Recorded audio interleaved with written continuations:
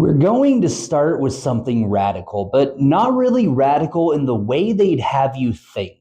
Radical in the way that cuts to the heart of what a truly just world looks like. Something beyond capitalism, beyond the state, beyond all the bullshit that's kept us trapped in systems of exploitation for centuries. What we demand now, what we must demand now, is the proclaiming anew of the great principle of the French Revolution, the one that said every human being should have the material and moral means to develop all their humanity. That's a principle that has been twisted, turned, and trampled, but it still holds the key to what we need to do to liberate ourselves. When I first encountered Bakunin's essay on stateless socialism, that quote hit me hard. It didn't just stick with me, it shaped everything that followed. It became the foundation of my worldview, the framework for everything I started building as I worked through Enlightenment Socialism. It speaks to human dignity, to freedom, to actual freedom, not the hollow version that the capitalists have turned into a marketing slogan. So what does this mean?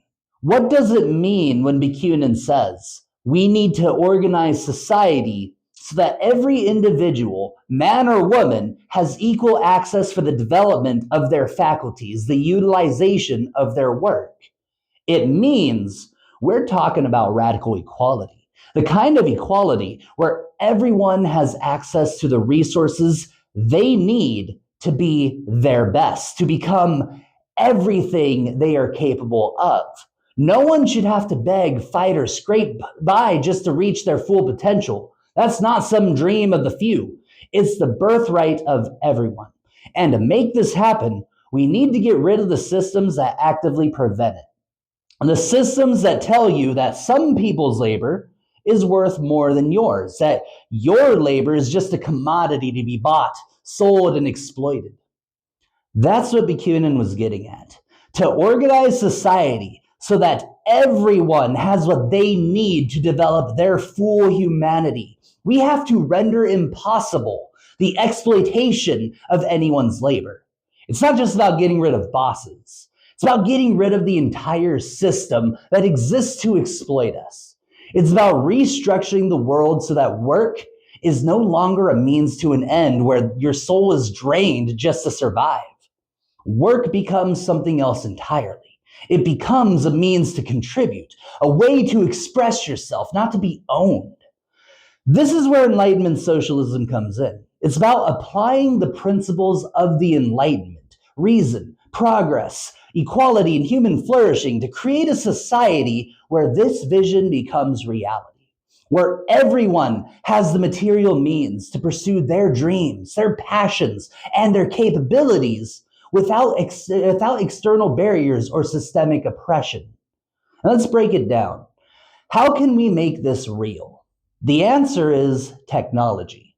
Technology, automation, and decentralization. These are the tools that will destroy the old systems of exploitation and pave the way for a future where everyone can live up to their full potential.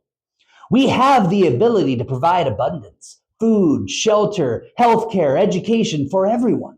We have the tools to automate and decentralize production to make it accessible to all.